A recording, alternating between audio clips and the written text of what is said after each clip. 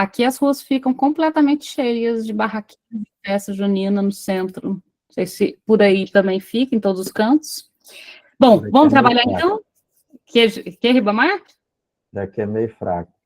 Aí é meio fraco? É, Tem uma coisa boa em festa junina, a maior é da prefeitura mesmo, né? É as comidas. Isso é bom. é verdade. É muito bom. Verdade. Nossa, Bom, então Fortaleza é vamos preparar. cheio. Aonde você está? Fortaleza é cheio. Aí também as ruas Ah, enchem, né? Tem competição de quadrilha, inclusive. Então, aqui festa junina é mais forte do que carnaval. Carnaval aqui é só na capital que é bem forte mesmo. Aqui é em Palmas. Aqui no Rio nada se compara ao carnaval. não, aí o Rio é carnaval, né? Aqui a festa mais forte não é a festa junina, é a Congada, que é em outubro, que é uma festa que era uma região quilombola, né? Da população negra que veio para a região. E a segunda festa é a junina. O carnaval todo mundo vai para algum lugar, esconde, foge, né? Vai passear, aproveitar. Vamos trabalhar. Joyce, você levantou a mão, quer falar alguma coisa antes da gente começar? Renato, eu queria perguntar se tem como mandar o texto um dia antes. É que para mim assim, é muito corrido, eu atendo o dia inteiro, eu trabalho em Campinas, aí é 1 hora para Mandei na chegar até em casa. segunda. Ué, eu vi hoje. Ah, Não, então mandei tá. na segunda-feira. Mandei segunda. Mas, de Ah, qualquer então forma, tá. esse texto vai ficar com a gente algum tempinho ainda. Bom, então vamos lá. A gente está começando mais um ciclo. Eu já perdi qual é a conta, se é o 1, se é o 2, se é o 3, se é o 4. Eu perdi a conta. E seguindo porque a gente começou lá com os conceitos fundamentais da clínica mesmo, associação livre, escuta flutuante, lembram deles, né? Depois a gente seguiu para os investimentos, né? Libido, objeto, desejo, amor. Avançamos para o esquema da angústia. E agora eu acho que estamos no quarto ou quinto, posso ser que eu esteja já perdida, porque a gente já fez muitos encontros. A gente vai, então, para a enquete que a gente fez, propôs falar sobre o Édipo. Então, vamos no Édipo em Freud e Lacan. Mandei no grupo do WhatsApp o texto, mandei na segunda e mandei hoje de novo. Um resumo, né, a partir dos textos de Freud e de Lacan. Eu não coloquei as referências, vou colocar depois as referências e mando de novo. Porque quando eu coloquei as referências estavam um pouco grandes, eu vou reduzir um pouquinho para deixar mais próximo só o que eu utilizei mesmo. Sobretudo no Freud, fica muita referência picotada. O do Lacan é menos. Então, vamos lá. Por que a gente vai falar sobre Édipo em Freud e em Lacan? Primeiro que há uma certa separação, uma certa diferença entre os dois. À medida que a gente for conversando, a gente vai chegar a gente vai falar de Édipo, sobre castração, e vamos chegar também nas questões da sexualidade feminina e da masculinidade. Então, da feminilidade e da masculinidade. Então, a gente começa o nosso percurso antes da diferença e das consequências da diferença ou da percepção da diferença anatômica, e vamos caminhando para ver onde que a gente vai chegar com isso, e a gente vai chegar em dois assuntos muito importantes, que é a masculinidade e a feminilidade. Quem vai me ajudar nesse percurso também aqui, que acabou de entrar, é o Daniel. Daniel, fala oi aí para o pessoal. Olá, boa noite. Agora o Daniel abriu a câmera. O Daniel vai me ajudar nesse percurso também, porque ele está estudando sobre masculinidade. Então, como o meu estudo foi, sobretudo, sobre feminilidade, e o Daniel estuda sobre masculinidade, a gente vai fazer esse percurso do Édipo, castração, ao feminino e ao masculino. Existem alguns textos bem interessantes sobre masculinidade, mas vocês vão perceber que, por algum motivo do universo, todo mundo decidiu que a masculinidade era algo muito fácil, e poucos pararam para estudá-la, e a feminilidade ficou uma questão a ser estudada. Você já viu a quantidade de material que tem sobre feminilidade, sexualidade feminina, e quão pouco material tem sobre a masculinidade? E aí é super engraçado, porque fica parecendo que a masculinidade é um assunto simples. Gente, nada no humano é simples. Quem disse que a masculinidade é um assunto mais simples do que a feminilidade? Mas, de algum modo, partiu-se do pressuposto de que esse tema estava dado. Está dado porcaria nenhuma, porque toda vez que a gente pergunta, então me fale da masculinidade, a pessoa se enrosca. Então, não é um assunto simples de modo algum. Mas, então, Daniel vai nos ajudar nesse percurso, né, Daniel? Obrigada por ter aceitado o convite. Eu que agradeço. Bom, então como é que a gente vai começar essa história? A gente vai começar essa história apontando, e eu vou partir de um texto do Freud, que eu não sei se vocês conhecem, acho que todo mundo conhece, a Psicanálise e a Teoria da Libido, são 2 verbetes que ele fez em 1923, para a Enciclopédia, e são 2 verbetes. Por que eu acho interessante esses verbetes para aulas como essa? Vocês vão perceber que eu utilizo bastante esses verbetes quando a gente vai passar rapidamente, porque é o Freud olhando para a própria teoria e organizando. Então, ele para em 1923 para escrever 2 verbetes sobre a psicanálise para a Enciclopédia, e olha que luxo, não é um psicanalista que vai escrever sobre a obra do Freud, é o Freud que vai olhar para a própria obra e escrever em terceira pessoa. Então, é super engraçado, porque nos verbetes está assim, Freud diz que, é o próprio Freud dizendo que o Freud diz que. Porque quando ele vai escrever os verbetes, ele se coloca como um leitor dele mesmo. Por isso esses verbetes são tão preciosos. Então, eu vou começar essa história desse verbete que está no volume da Companhia das Letras, está no volume 15, tá? Para quem quiser ir lá. No volume 15, a partir da página 256, vale a pena ir, em que o Freud ele vai voltar no próprio Freud para contar para leigos o que é a teoria da sexualidade infantil. E vai contar para leigos o compilado do que é o Édipo e a castração. Então, é um privilégio a gente pegar 23 anos de teoria freudiana resumido pelo próprio Freud. Obviamente que a gente não tem como não aproveitar disso. Ele faz essa mesma reunião no estudo autobiográfico, ele faz de novo essa reunião no esboço de psicanálise, que ele escreve pouco antes de morrer, em 1938. Então, ao longo da obra do Freud, o Freud fez uma coisa muito interessante, que foi sintetizar a si mesmo. Até por ter consciência de que, como a obra dele é uma obra viva e aberta, do surgimento da psicanálise em 1900 até a morte dele, né, até o último texto em 38, nessas quase 4 décadas, né, de textos da psicanálise propriamente dita, a teoria se modificou enormemente. Então, ele para em determinados pontos para contar para a gente aonde que a teoria se modificou, em como que ele organiza e etc., entende? E isso, ainda bem que ele fez, é muito importante.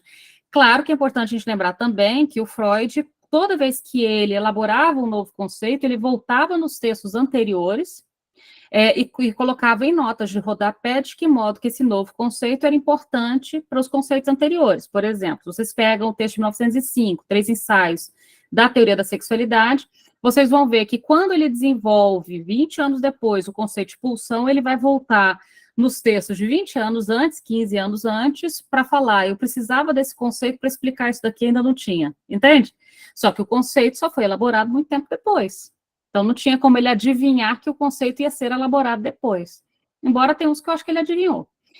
Bom, então, o que é que a gente vai começar? A gente vai começar de uma coisa muito interessante, que é o motivo pelo qual o Freud foi praticamente apedrejado quando lançou as suas primeiras hipóteses sobre a sexualidade infantil. A ciência estava acostumada, até a Freud, à ideia de que a sexualidade ela só daria indícios a partir da adolescência, a partir da puberdade. E aí vem Freud e diz, não, nós temos uma sexualidade infantil. Vocês sabem que ele não foi muito bem recebido com essa afirmação. 2 afirmações que fizeram Freud ser apedrejado. Que as mulheres têm sexualidade, 2, que as crianças têm sexualidade. Eu não sei o que eu me espanto mais. Se até Freud acharem que a mulher não tinha sexualidade, ou se nunca perceberam a satisfação infantil no sugar, por exemplo, de um bebê. Então, eu não sei o que eu me espanto mais com o fato de que ninguém nunca tinha observado. E o Freud fala isso, ele fala, olha, é provável, e olha o que ele diz, a psicanálise revelou a quantidade de fenômenos notáveis e de ocorrência regular, né, que obrigaram a fazer o começo da função sexual da criança praticamente coincidir com o início da vida extrauterina. Eu pergunto com espanto como foi possível ignorar tudo isso até aqui. O que ele está dizendo? O que espanta não é a descoberta, é como que não se descobriu antes. Não, ele não está ficando lisonjeado, tipo, olha o que eu descobri, as crianças têm sexualidade. Ele está dizendo, me espanta que ninguém nunca tinha descoberto antes, ou seja, que ninguém nunca tinha parado para observar isso que já estava, por exemplo, o início do desenvolvimento infantil e o investimento alterótico. O que é o investimento alterótico? Esse investimento da criança em relação ao próprio corpo. Como que ninguém nunca tinha observado isso é o que mais espantava. A parte da sexualidade feminina nem se fala, né, gente? Como é que ninguém nunca tinha observado que, sim, as mulheres têm satisfação sexual, têm sexualidade, inclusive que as mulheres, até, isso só na psicanálise, só na psicologia, não, até na medicina. Se vocês pegam Paul Preciado, por exemplo, vai apontar que durante muito tempo, na anatomia, se recusava a ideia, por exemplo, o aparelho sexual feminino era lido na anatomia até o século XVIII como um aparelho sexual masculino invertido. Ele nem tinha uma especificidade própria nem na anatomia, o que é muito curioso, porque a anatomia, teoricamente, era uma coisa objetiva. Não, não é. Não há nada, isso que a gente vai percebendo muito claramente, não há nada que é olhado objetivamente. Tudo tem um entrave político, tem um entrave religioso, tem um entrave nebulosa, que deixa o olhar nebuloso. Então, a gente começa com isso, com a ideia de que é estranho que a sexualidade infantil não tinha sido percebida até então.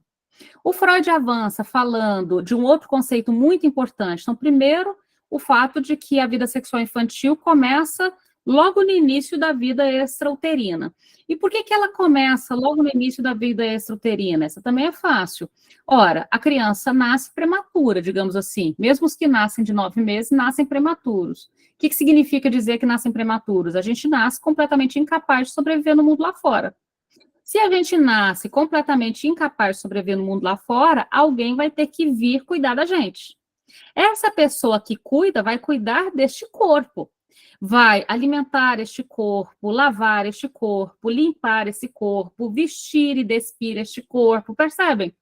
Ou seja, ao tocar, alimentar, limpar, vestir, despir este corpo, inevitavelmente vai fazer com que esse corpo se perceba, com que hajam experiências sensórias desse corpo. Inclusive, espera-se que se faça isso, porque já pensou se alguém fala assim, para não dar nenhuma experiência sensória ao corpo do bebê, eu não vou tocar neste corpo. Como que você faria isso? Simão te pergunta. Como é que você ia limpar xixi, cocô, sem encostar nesse corpo?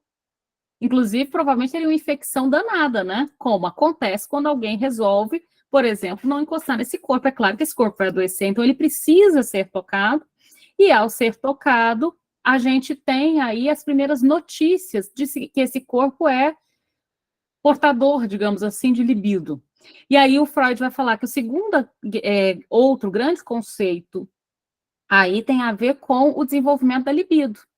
A libido, né, então a libido sexual, né, a libido, ela é uma expressão dinâmica.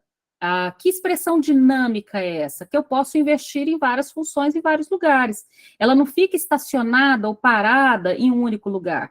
É dinâmica à medida que eu posso investir sobre um objeto e outro objeto, posso investir uma certa quantidade ou menor quantidade, posso tirar de um lugar para outro, posso diversificar em vários investimentos, ou seja, ela é dinâmica. Então, e a libido, como é que a gente percebe aonde que ela está sendo investida? No início do desenvolvimento? Ora, aí a gente já sabe que as zonas erógenas. O que são as zonas erógenas? São as marcações que o corpo dá sobre como que ele vai ao mundo. A primeira zona erógena, qual a primeira necessidade básica do ser humano quando nasce sobreviver? Comer, gente. Afinal, antes, quando estava dentro da barriga, ele não precisava comer porque estava entrando ali pelo cordão. Mas assim que ele nasce, talvez a primeira urgência, as outras coisas, tipo respirar é automático, outras coisas são mais automáticas, ele precisa comer. Então, inevitavelmente, como comer não é da ordem das coisas simplesmente automáticas, tem que haver um certo esforço do neném no sugar, não à toa tem uma preocupação quando ele não consegue sugar, não é? Quando ele recusa o peito. Então, o primeiro encontro com o mundo se dá pela boca. Então, à toa, a primeira zona erógena, bem demarcada, bem delimitada, é a zona erógena da boca, que determina a nossa primeira grande investimento libidinal, que é esse investimento da oralidade. E aí vai caminhando. Bom, depois da boca, obviamente tudo que entra tem que sair, depois da boca vem a fase anal. Inevitavelmente, e por que isso dá notícias e também é tão bem demarcado? Porque a criança tem cólicas, porque a criança tem um desconforto, porque há uma satisfação, porque há uma série de experiências do corpo, e assim a gente vai caminhando para as fases, para as zonas erógenas. Então, e as zonas erógenas determinam as fases, fase oral, fase anal, fase fálica, lembram disso? Depois a fase fálica, período de latência, fase genital, e aí vamos indo. Por que essas zonas são tão bem marcadas? Elas dão notícias, zona no sentido de lugar, no lugar onde a libido será investida. Tudo bem? Então, a libido será investida a cada tempo do desenvolvimento num certo lugar. Nesse percurso da libido pelo corpo, descobre-se que, para além do corpo, existem os objetos. É óbvio que o neném não ia ficar restrito ao corpo. Nesse percurso de descoberta do corpo, se descobrem os objetos, até porque os objetos foram aqueles que permitiram a descoberta do próprio corpo. Por exemplo, pelos cuidados, pelo amamentar, limpar, despir, lembram disso? Então, todos os cuidados com esse corpo fizeram com que o corpo fosse descoberto, mas os objetos também. Então, a gente tem o encontro dos objetos e a libido pode investir não só de volta nesse corpo, mas também pode investir nos objetos que fizeram com que esse corpo fosse descoberto. Então, a gente tem o investimento alterótico da libido, ou seja, a libido que retorna neste corpo e nas suas zonas erógenas bem demarcadas, mas a gente também tem a libido que retorna sobre o objeto que fez com que esse corpo fosse descoberto. E adivinha quais são os nossos primeiros objetos? Objeto de amor, mãe, por exemplo. Objeto de uma certa rivalidade incômodo, né? Aquele que está ali só atrapalhando essa relação de exclusividade que eu gostaria de ter com a minha mãe, pai. E aí eu gostaria de lembrá-los que pai e mãe não é biológico e não tem ligação direta com gênero. Tudo bem?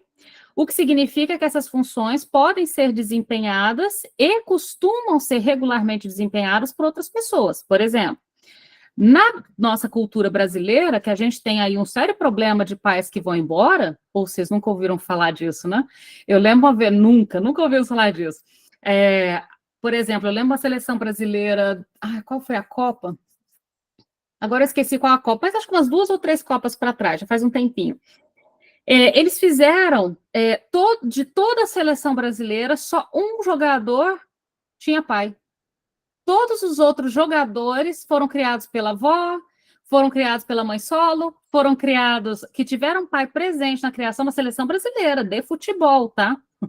E isso nos dá uma certa notícia, porque eu vou achar essa matéria, se eu achar essa matéria eu mando para vocês. Eu achei interessante, porque foi tipo assim, um estudo antropológico do Brasil a partir da seleção brasileira, das características dos jogadores, da sua origem social, das criações que tiveram, da questão escolar, entende? Foram pegando o histórico dos jogadores da seleção brasileira como espécie de perfil antropológico da população brasileira de modo geral, na média da população. Voltando, então, a esses pais. Então, veja, o que a gente regularmente tem quando as mães trabalham fora, esses pais foram embora, a gente tem várias famílias que quem fica com a criança, se por acaso a pessoa tiver aposentada e tiver condições de fazer isso, é, por exemplo, a avó. É novidade para vocês? Nenhuma, né? A gente tem inúmeros casos que a avó que cuida. Muito regularmente, então, você tem algo do tipo que a avó acaba fazendo uma função mais próxima da função materna e aponta para a mãe como função paterna. Quando sua mãe chegar, eu vou falar para ela. Você já virou isso? A avó é quem vai apontar para a mãe como aquela que trará a lei, como trará, vai trazer ali um certo outro discurso. Então, então, dizer que a população brasileira ela é regularmente criada por um funcionamento de família, papai, mamãe, filhinha, não conhecer a nossa realidade, tá? Essa não é a nossa realidade e não é há muito tempo. O que significa, então, que, de modo geral, quando a gente fala de pai, mãe, filho, estamos colocando essa lógica em todas as configurações familiares que existem. 2 homens, criança, 2 mulheres, criança, vó e mãe, criança, que seriam 2 mulheres e criança. Então, 2 mulheres que tenham relação amorosa, 2 mulheres que tenham relação de parentesco, 2 homens, um homem e uma mulher. Deu para entender? Todas as configurações possíveis. Não nos importam muito bem qual é essa configuração. É importante a gente lembrar que mesmo as pessoas que cuidam de um modo solo da criança, vai ter algum terceiro que ocupa essa função mesmo quando ele não está permanentemente dentro de casa, tá? Então é interessante a gente observar a amplitude de onde pode vir esse terceiro. Mas esse terceiro costuma vir. De algum lugar ele vem. Vamos tentar localizá-lo. Então, isso eu gostaria de colocar para vocês. Do mesmo modo que a criança faz investimentos no próprio corpo, ela faz investimentos nos objetos que ela descobriu ao descobrir o próprio corpo. E esses primeiros objetos, em que ela permite fazer um investimento parcial, ou seja, pegar parte da libido que ela investia ao corpo e investir parcialmente nesses objetos, já fez uma divisão, ó, que legal. E aí, lembrando, na vida adulta, o que o Freud diz? Um bom economista diria, invista sua libido, né? Nunca invista completamente no único lugar, diversifique seus investimentos. A criança já começou a diversificar o investimento. Parte da libido que ela investe no próprio corpo, de um modo alterótico, ela pega parcialmente parte da libido para investir num objeto externo. Deu para entender? Então, há essa divisão aí já, uma primeira divisão e uma primeira possibilidade de investimento parcial, que é muito importante lá na frente. Bom, seguindo isso, a gente tem finalmente o Édipo, que é demarcado retroativamente pelo pré-Édipo. E aí eu fiz para vocês e mandei no grupo uma pequena tabela, deixa eu colocar ela aqui, para a gente poder conversar um pouco. Vocês estão vendo, né? Tá pequeno ou tá ok? Tá ok? pequena. Tá pequeno? Pequeno. Deixa eu ver se eu aumento aqui um pouquinho e abrir assim, peraí. Ficou melhor? Ficou, mas tá pequeno um pouquinho. Já tá pequeno? Peraí. Ó, vamos ver se assim cabe. Coube? Coube. Aí tá bom. Melhorou? Tá ótimo. Tá ótimo. Então, olha só, eu fiz, o do Lacan eu não coloquei em tabela, não, porque eu comecei a apanhar demais para colocar em tabela, eu falei, vai em texto. O do Freud foi mais fácil colocar em tabela, eu deixei em tabelinha. O que que a gente está tentando aqui com o Freud e com o Lacan? É claro que Freud constrói a teoria a partir do Édipo. Todo mundo sabe quem foi Édipo, não preciso lembrar, mas a gente vai, né, eu e o Daniel, a gente está até separando ali uma postagem a partir do próprio texto, né, Daniel, do Édipo. Estamos ali separando uns trechos do próprio Sófocles, né, para poder localizar o texto freudiano. Estamos ali sofrendo, né, Daniel? Tá. Não, quase nada. Escavação. Só uma escavação. A gente está tentando localizar no próprio Sófocles ali alguns termos, alguns textos, alguns trechos que nos ajudam a sustentar essa proposta freudiana. Mas, veja, o que é importante? O Freud, ele constrói a teoria do Édipo, o Lacan, ele retorna na teoria. Quando o Lacan retorna, ele já não vai retornar do mesmo jeito, nada retorna do mesmo jeito. Ele retorna já com algumas modificações em relação à teoria dele, por exemplo, em relação à questão do sujeito. Então, por que que o Lacan ele não vai fazer essa mesma divisão em pré-édipo, édipo, castração e etc., e sim em primeiro, segundo e terceiro tempo do édipo? Justamente pela lógica freudiana de que o sujeito é atemporal, de que a construção do édipo só se compreende ela por retroação. Por exemplo, eu só sei da pré-história do édipo depois do édipo por retroação.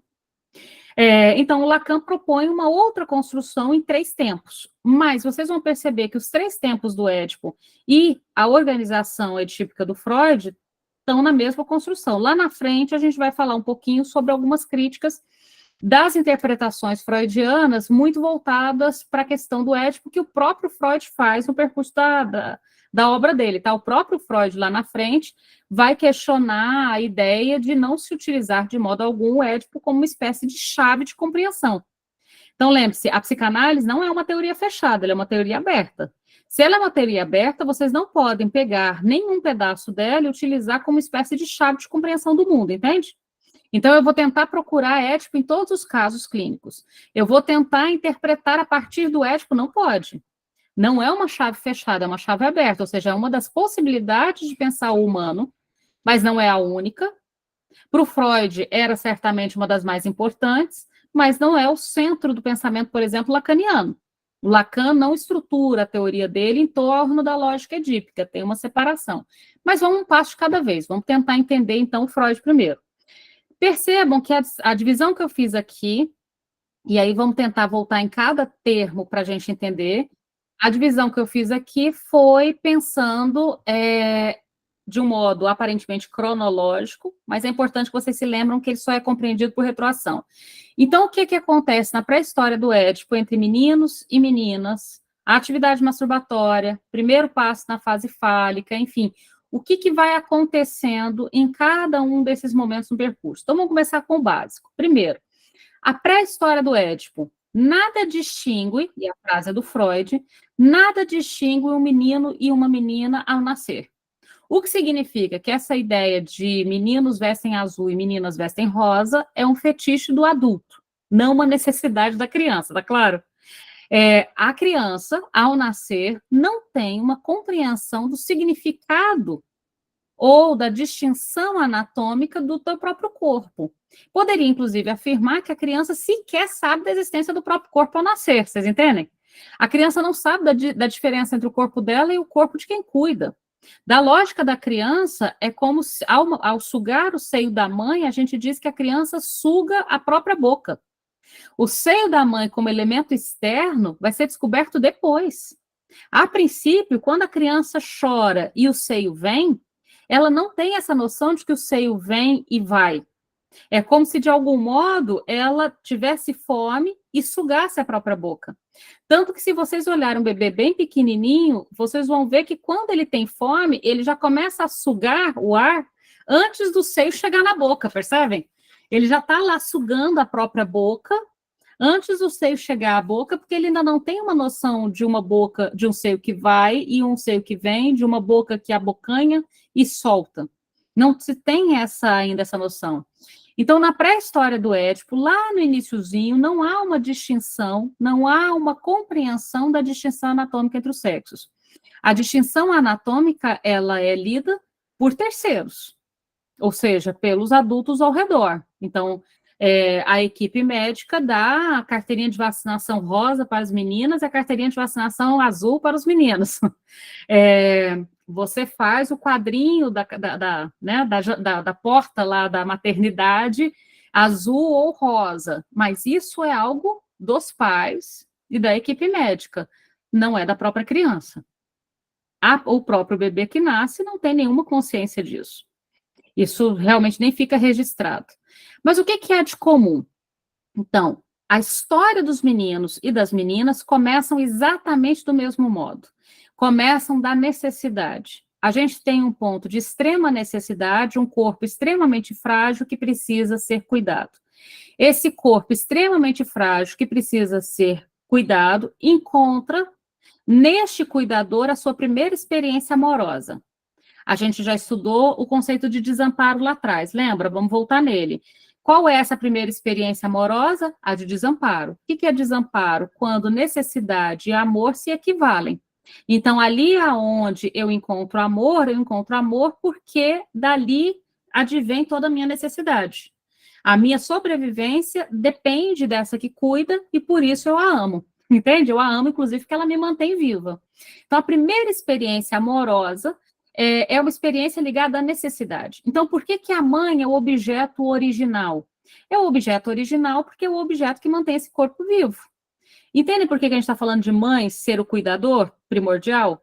E aí não me importa se é uma mulher, se é uma avó, se é uma freira que pegou a criança na porta da igreja abandonada numa caixa de sapato. Não me importa. Importa que alguém se colocou à disposição de cuidar desse corpo frágil e mantê-lo vivo. Deu para entender a lógica?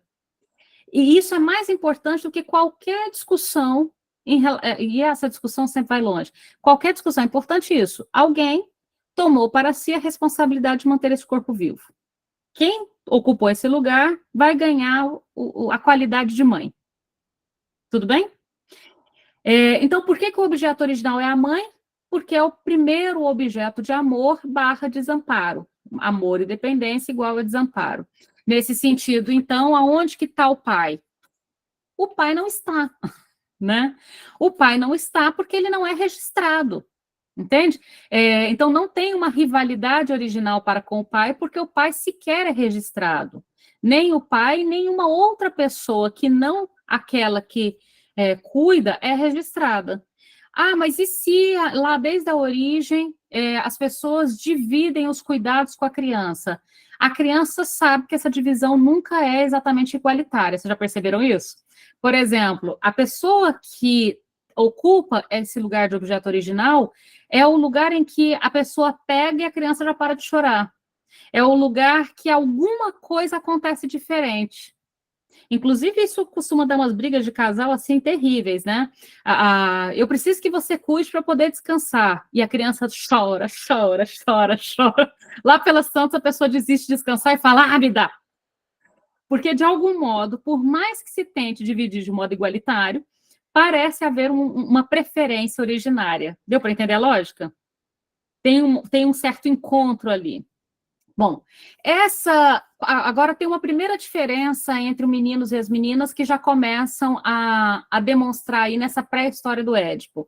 Nos meninos, a história é bem curta, e nas meninas há uma longa pré-história do Édipo. Nas meninas, há uma longa pré-história do Édipo, mesmo porque o Édipo vai acontecer muito mais tardiamente do que nos meninos. As meninas têm uma longa batalha até chegar no Édipo. Os meninos, eles abandonam a batalha antes e entram no Édipo. A batalha é diferente, a gente vai falar um pouquinho dessas batalhas. As meninas têm uma batalha mais longa aí pela frente e faz com que essa pré-história do Édipo aconteça de um modo muito mais complicado, muito mais desgastante e muito mais longo. Em relação à atividade masturbatória, isso aqui é um dos pontos que gerou polêmica na época do Freud, e não sei porquê, espero que não gere polêmica hoje. Bebês têm atividade masturbatória. Eu acho engraçado, porque um dia eu falei isso em sala de aula, uma aluna falou, Eca, eu falei, Eca, por quê, pessoa? A atividade masturbatória é basicamente o bebê conseguir ter satisfação autoerótica. Ele não está pensando no OnlyFans que ele assinou. Ele nem assina OnlyFans. Ele só está satisfazendo, experimentando aquele corpo. É sensório, é autoerótico, sem investimento objetal. Investimento objetal seria assinar o OnlyFans para sentir satisfação. Antigamente seria Playboy, hoje não tem mais Playboy, ela faliu. Mas a atividade masturbatória do bebê, ela existe desde muito pequenininho e pode ser facilmente observada. Por exemplo, você vai trocar a fralda do neném, vocês já viram que existe na farmácia para comprar uma espécie de... parece um capuzinho para o pênis? Para que você não seja acertado com xixi na cara? Vocês já viram o capuzinho? Na farmácia vende. Ou seja, você vai trocar o neném, quando você começa a limpá-lo, inevitavelmente, o próprio processo de limpar faz com que o neném, né, tenha ali uma sensação gozosa daquele corpo. Só que como essa sensação ainda não é muito diferenciada em relação a outras sensações, como, por exemplo, vontade de fazer xixi, às vezes uma leva a outra e se leva um banho de xixi na cara. Quem tem meninos, quem teve meninos, conta comumente a história de ficar craque e fugir dos arremessos. Não sei se vocês já viram essa, né? Você tem que fazer um para cá e um para lá, porque hoje na farmácia é o que você já tem o capuzinho para fugir do arremesso, tá vendo? Já inventaram ali uma microfraldinha para a hora da higienização do menino. Agora, veja, antes do capuz, né, Renata, usava-se a própria fralda. O capuzinho é porque ele é descartável, né? Então é uma coisa a menos para lavar depois. Agora, em relação às meninas, por outro lado, os meninos, eles vão ter essa atividade masturbatória, ela é mais visível, inclusive na troca de fralda, etc. Durante muito tempo, se imaginava que as meninas não tinham, mas aí é só você parar e observar. Por exemplo, quando as meninas conseguem finalmente segurar o chuveirinho, com muita rapidez, elas levam o chuveirinho e ficam lá algum tempo com o chuveirinho nas suas regiões. Ou, por exemplo, brincar de cavalinho, braço do sofá. Ou seja, você tem uma experiência sensória com este corpo que, às vezes, as pessoas resolvem não fingir que não vem. Mas se você parar para observar, você vai ver sem dificuldade nenhuma. Agora, do ponto de vista da cultura, considera-se que a atividade masturbatória é só masculina. Vocês já perceberam isso? Na nossa cultura, se considera que masturbação é coisa de homem, é coisa masculina. Isso é cultural, tá, gente? Não é biológico. Biologicamente, todos os corpos têm satisfação. Mas, nesse sentido, então, a atividade masturbatória da menina é vista como uma atividade masculina.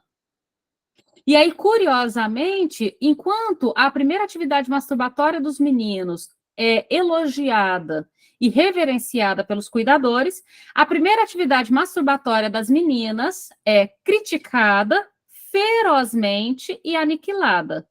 Se vocês nunca observaram isso na cultura, é só vocês pararem para observar.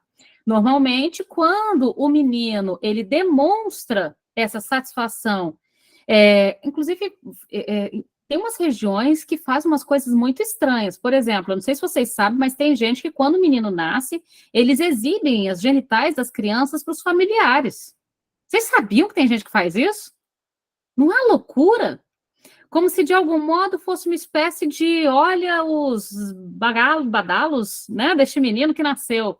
Então, tem uma certa reverência elogiosa à questão fálica do menino. Em compensação, na nossa cultura, é muito comum que a atividade masturbatória da menina, isso mesmo, Maricela, olha, eu falo o que eu fiz, né? Por isso, o Seinfeld tem o Seinfeld, não sei se vocês já assistiram, ele tem um episódio que um amigo vai ganhar neném, e aí ele está lá distribuindo charuto, né? Aí o Seinfeld brinca, né? O charuto com a coisa fálica do menino que nasceu. E é hilário, porque é como se de fato estivesse comemorando, é um menino. E aquela comemoração fálica de ser um menino. Durante muito tempo, inclusive, ter um menino era um sinal melhor do que ter uma menina, lembram? Em várias culturas. Ou seja, o que o feminino ele é de algum modo rebaixado, ou qualquer manifestação do corpo feminino como sexual é criticado, não é novidade para ninguém. Nossa cultura está aí dentro disso. Então, veja, o que é essa atividade masturbatória vista como masculina, é abandonada porque não pode competir com o pequeno portador de pênis, que, por sua vez, é incentivado a fazer xixi à distância e mostrar que dá conta de fazer xixi mais longe. Inclusive, literalmente, às vezes, tá? Tem pais que incentivam o filho a fazer xixi no meio da rua, no pneu do carro, nas plantas do vizinho. Gente, que coisa estranha, mas sim, a nossa cultura faz isso. Em compensação, você vê crianças muito pequenininhas que a menininha... vou dar um ótimo exemplo que eu particularmente acho. Toda vez que eu vou em praia ou clube, me incomoda neném de biquíni. Eu queria muito saber para que serve a parte de cima do biquíni. Porque não tendo nada para segurar, ele vem para o pescoço. Vocês já viram? Ele entra na água, o biquíni vem para o pescoço.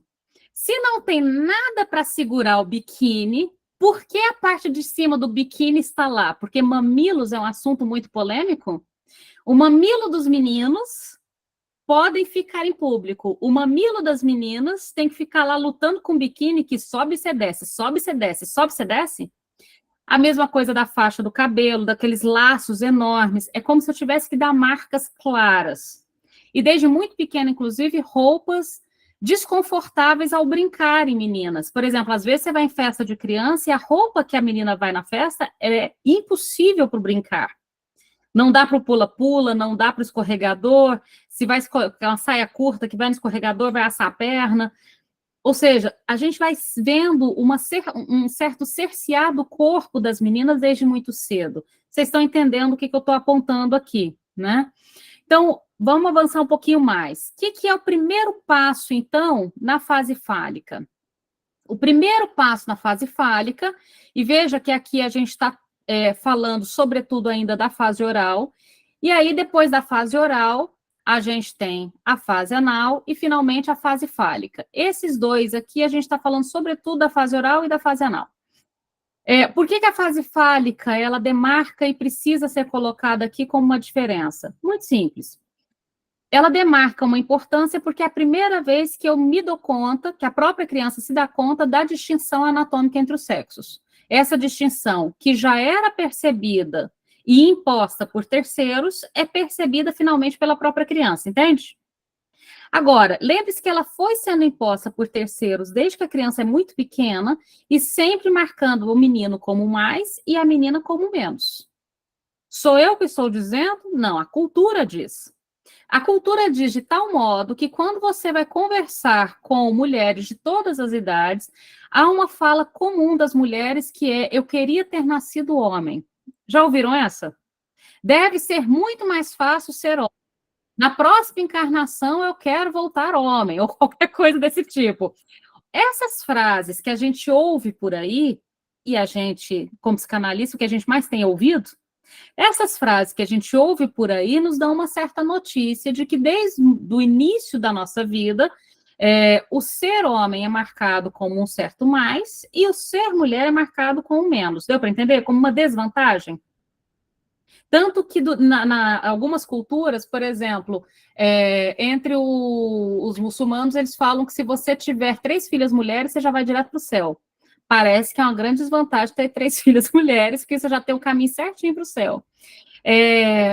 Você tem várias brincadeiras que se faz com os recém-pais sobre essa coisa de ter nascido um menino ou ter nascido uma menina, e comumente as brincadeiras sobre meninas vêm associado a um risco, a um prejuízo, a uma perda e assim por diante. Deu para entender? Isso significa que quando os meninos e as meninas constatam a diferença anatômica, vocês conseguem entender que eles constatam por retroação o que estava sendo dito até então? De que ser menina vem marcado com menos e ser menino vem marcado com mais? Isso não é biológico, é cultural, entende? Então, se a gente avançar culturalmente para diminuir essa diferença, talvez essa compreensão se modifique. Mas ainda há, e eu só gostaria de saber assim, se vocês entendem essa lógica, ainda há na nossa cultura uma marcação das meninas como frágil, como um risco, como incapaz, entende? E isso desde pequenininha e ao longo de várias fases. Bom, isso significa, então, deixa eu saber que tem... A questão do Édipo, Anderson, é uma questão da cultura. Inclusive, o Freud ele vai dizer claramente, até coloquei essa citação lá no...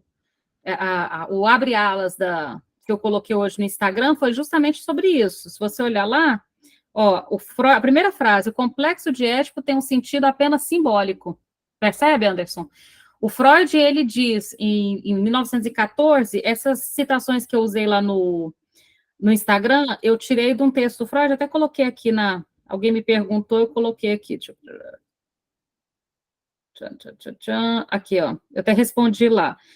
Tá no História do Movimento Psicanalítico, volume 11, tá? No História do Movimento Psicanalítico, então, o Freud ele faz uma certa organização sobre o Édipo e ele vai apontar, olha, o complexo de Édipo ele tem um sentido simbólico. Então, simbolicamente, o que é a mãe? A mãe significa o inatingível. Quem é o pai? O pai assassinato do mito do Édipo tem a ver com esse pai interior do qual é preciso libertar-se para tornar-se independente. É tudo simbólico, Anderson, é tudo cultural. O que significa que a cultura que está em constante modificação modifica o sentido do Édipo, entende?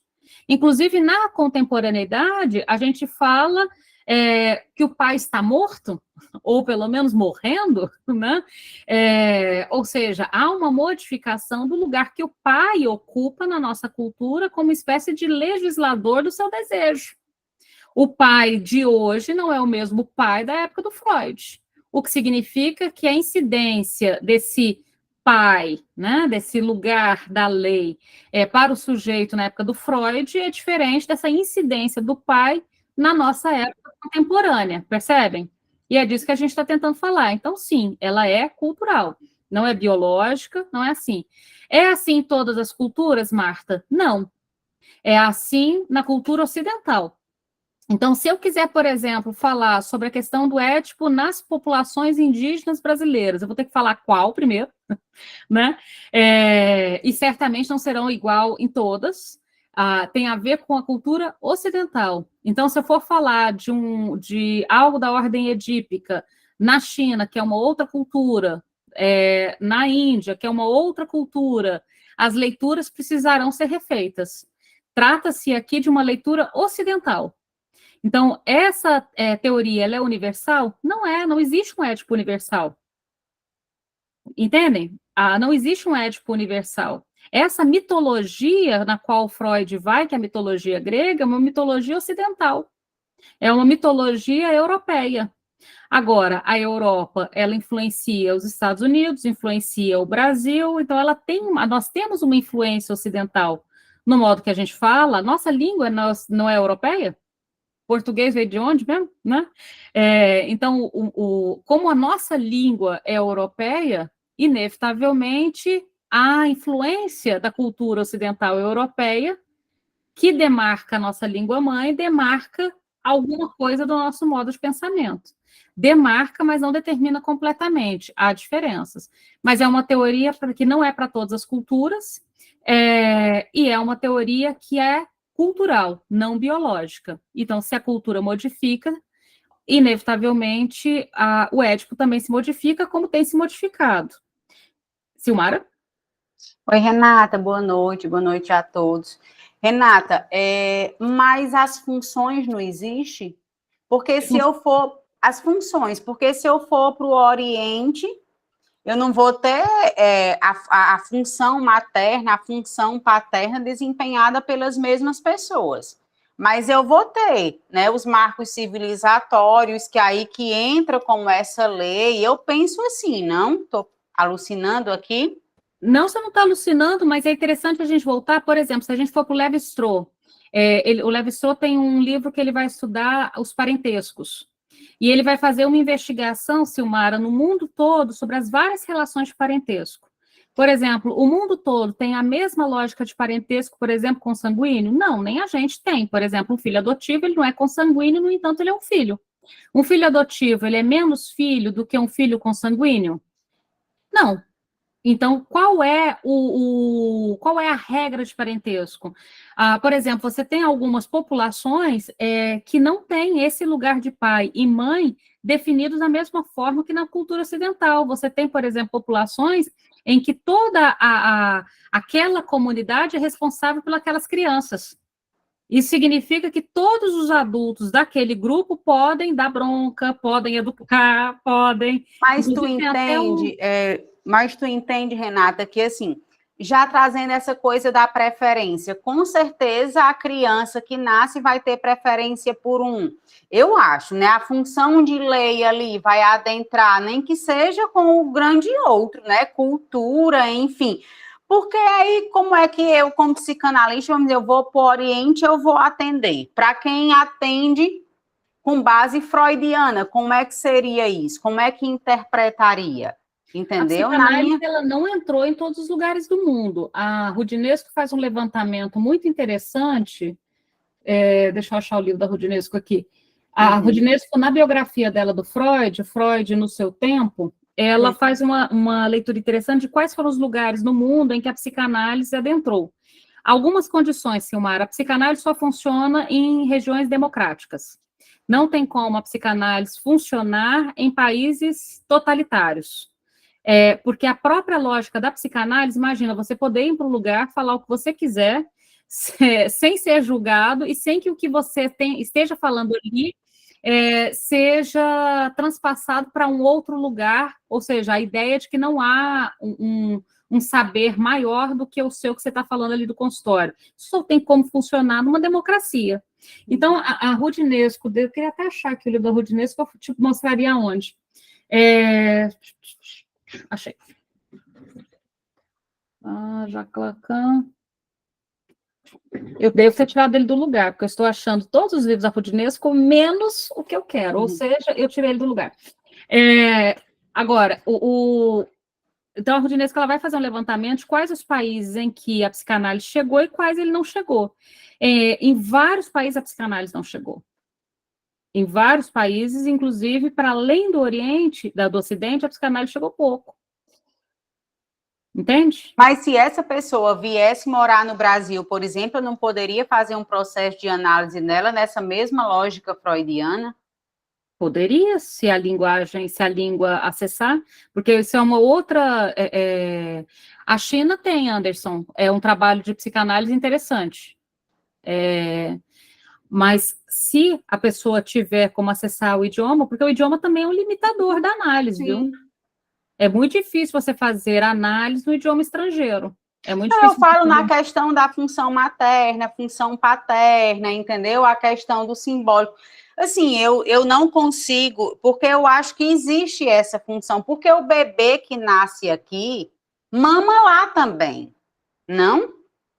Não eu não tenho como te dizer, porque eu não sou antropóloga. Se nós formos aos antropólogos, por exemplo, Levi-Strauss, eles vão te dizer de várias configurações de famílias que se distinguem. Então, a gente teria que primeiro fazer um trabalho de antropologia, para depois tentar ler de que modo, por exemplo, no grupo de quinta-feira tem uma antropóloga e ela vai fazendo esse trabalho de trazer o que da antropologia para o que da psicanálise, os encontros e desencontros. Haverão encontros, Silmara, sem dúvida, mas haverão desencontros também.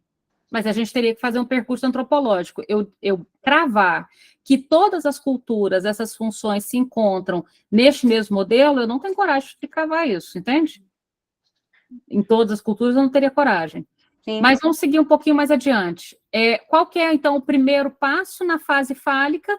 O primeiro passo na fase fálica é esse reconhecimento da diferença, e lembrando, esse reconhecimento da diferença vai vir afetado pelo que foi dito da diferença antes, quando eu ainda não tinha compreensão dela, entende? Mas o material está lá e retroativamente se acessa algo desse material. Então, quando o Freud fala da polêmica inveja do pênis, entendam que essa inveja do pênis nada mais é do que uma metáfora de parecer estar em desvantagem. Estar em desvantagem porque se nasceu biologicamente em desvantagem? Não. Estar em desvantagem porque foi dito que aquele corpo é uma desvantagem. Foi dito culturalmente que aquele corpo é marcado por um menos. Entende? Então, quando você, em qualquer época da sua vida, diga, próxima encarnação, eu quero voltar homem, ser homem é muito mais fácil que ser mulher, eu queria poder ser homem para poder voltar da festa de madrugada sem ser violentada no meio do caminho, sabe essas coisinhas básicas que, vez por outra, surge da boca de todo mundo em algum momento da vida em que você percebe uma enorme desvantagem de ser mulher, ou quando você olha para a pia da cozinha cheia de louça e pensa, meu Deus, tem um monte de gente nessa casa e só eu lavo essa louça? Qualquer coisa desse tipo, em qualquer momento da vida em que você percebe que a sua condição de mulher é dita pela cultura como uma desvalia. Prova de desvalia, lembre-se que na época do Freud as mulheres não podiam votar, não podiam ter patrimônio, não recebiam herança, não carregavam sobrenome. Lembram disso? O sobrenome era o sobrenome masculino. A herança ia para os homens da família. As filhas não recebiam herança, só os filhos. Em relação ao nome, por exemplo, aí eu sei que é uma coisa polêmica, mas eu acho bizarro quem coloca nome de marido, tá? Porque em 2024. Por que eu acho ainda estranho colocar o nome de marido? Porque é uma tradição que aponta para uma espécie de anulação do feminino, vocês entendem? É como se eu estivesse dizendo, olha, o nome que fica para essa família, que eu vou colocar na caixinha do correio, família fulano de tal, é o nome de inscrição masculina, entende? Então, esse nome masculino, simbolicamente, ele não fala de um certo apagamento do feminino? Então, é nesse sentido. Então, a inveja do pênis, eu sei que ela é polêmica, esse nome, mas eu gostaria que vocês entendessem esse nome como uma metáfora. Não é do pênis como órgão em si, é do que significa na nossa cultura ser um mais, ser como o Paul Preciado nos aponta, né, que eu acho universal. O Paul Preciado, eu acho que ele dá uma definição muito preciosa do que é esse lugar masculino na cultura, é ocupar o lugar do universal. O que é o lugar do universal? Daquele que é referência, ou seja, daquele que as frases apontam na direção dele, daquele que as pesquisas apontam na direção dele. Os outros são outros. A Simone de Beauvoir acerta em cheio quando coloca a mulher como o outro sexo. Percebem? Então, o outro sexo. O outro sexo, por quê? Porque você tem um sexo masculino e a mulher é o outro sexo. E anatomicamente, em todos os sentidos, durante muito tempo, a gente tinha o homem, e aí a mulher era sempre referida em relação ao homem. Na história, por exemplo, tem uma coleção que eu recomendo muito, chama História das Mulheres. A História das Mulheres, a coleção vai da Antiguidade até o século XX. Uma coleção grandinha, francesa. Um ponto que eu acho muito interessante é que durante muito tempo as mulheres eram referidas na história, não acontece mais hoje, imagina, mas sempre em relação a um homem. Então, por exemplo, ela era... eu sou a Renata? Não, seria a esposa de, a mãe de, deu para entender? Ou seja, você é sempre referida a um homem. A sua existência como em referência a, né? Então, esse aqui é o fulano e a esposa. Ninguém mais faz isso hoje, eu tenho certeza que todo mundo já superou isso, né? Mas a ideia de que a mulher, então, está sempre em referência a inveja do pênis é essa. Eu fiz questão de parar um tempo nesse ponto, porque me preocupa a ideia de olhar para esse conceito e já tentar rasgá-lo para fora sem pensar que ele é uma construção cultural. O dia que não for uma desvantagem ser mulher, o dia que a gente não tiver o corpo feminino colocado à disposição da violência doméstica ou sexual, aí a gente tira esse termo aqui do dicionário, tudo bem? Mas enquanto ainda for a condição feminina uma desvantagem, que nos leva a ter que ter uma delegacia da mulher, ter que ter uma Maria da Penha, ter que ter, entende? Enquanto a condição feminina for ainda um corpo legislado por terceiros, a gente vai manter esse aqui ainda, tá? Então, ele não é uma resposta biológica, mas um certo lugar. Renata, sim, esse termo inveja do pênis afastou muitas feministas do primeiro contato, mas se elas voltam aqui para ler, como, por exemplo, a Judith Butler fez, né, que é da teoria queer, ela percebe que é da cultura que a gente está falando. Isso aqui é um mal da cultura, né?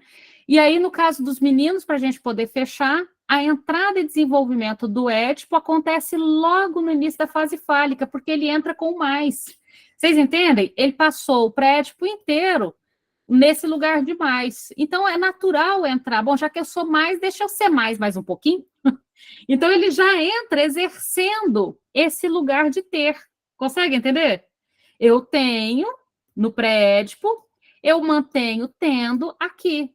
E aí, qual que é a diferença entre o ter daqui com o ter daqui? É que agora eu assumo que eu tenho e vou demonstrar que eu tenho. Como é que eu vou demonstrar que eu tenho? A vinculação da masturbação aos investimentos objetais do complexo de Édipo. Eu vou mostrar para o meu coleguinha, eu vou andar... Adoro quando as crianças começam a fazer isso. A criança toma banho, veste roupa lá no banheiro? Não, toma banho e sai pelado pela casa. E sai pelado pela casa, desfilando o que tem. Consegue entender? Ou seja, que é essa vinculação aos investimentos? Não basta ter, eu tenho que mostrar que eu tenho. Isso aparece também no comportamento, tá?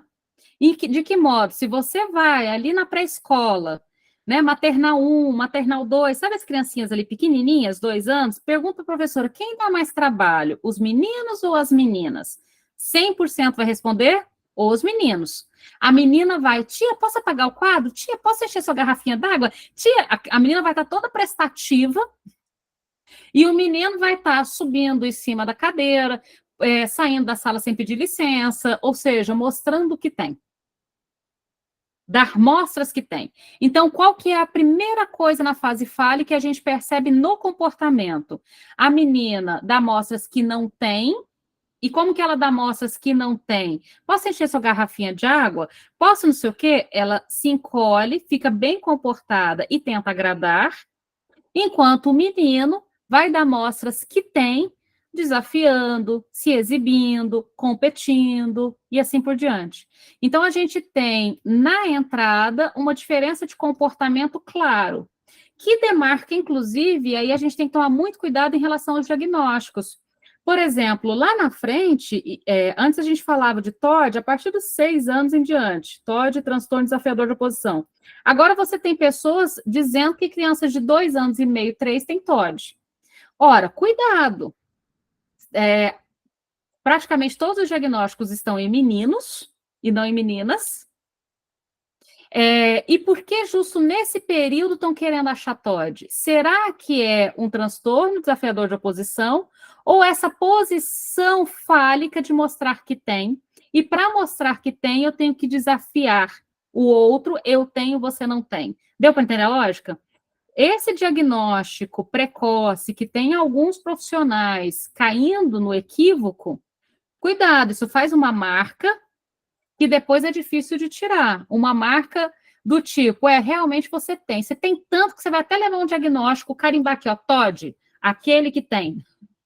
Como é que fica a castração de quem leva esse diagnóstico de TOD tão cedo? Eu sou contrária a esse diagnóstico muito precoce, tudo bem? O de transtorno desafiador de oposição, porque faz parte da entrada na fase fálica essa posição desafiadora de mostrar que tem, assim como faz parte da entrada na fase fálica das meninas esse recuo à obediência, e às vezes a gente tem que dar umas empurradinhas na menina, né? O menino bebeu meu todinho, e você fez o quê? Nada. Como assim não fez nada? Ele bebeu seu todinho. Consegue entender? Essa coisa, ela não precisa se recuar diante do não tem, e o menino não pode ganhar tudo porque tem. Tudo bem? Rosana, esse diagnóstico tão cedo, eu sou bem contrária. Bom, a gente foi até aqui, lembrando, o que a gente quer fazer nesse percurso? Entender a noção geral do Édipo para o Freud, depois os 3 tempos do Édipo em Lacan, e aí voltando em conceitos específicos, alienação, separação, frustração, privação, castração, percebem? Então, aqui a gente vai ter uma noção geral e depois a gente vai aprofundar em cada um desses conceitos. Mas a noção geral vai nos levar para a sexualidade feminina e sexualidade masculina. Então, terminado esse percurso, a gente volta nos conceitos que a gente vai passar mais rapidamente, depois a gente volta aprofundando em cada um deles. Tudo bem? Beijo, até semana que vem. Semana que vem, então, a gente fecha aqui o próprio complexo de Édipo e castração em Freud. Até lá. Beijo, beijo. Obrigada, Renata. Obrigada, boa noite. Obrigada. Obrigada, boa noite. Tchau. Obrigado. Obrigada.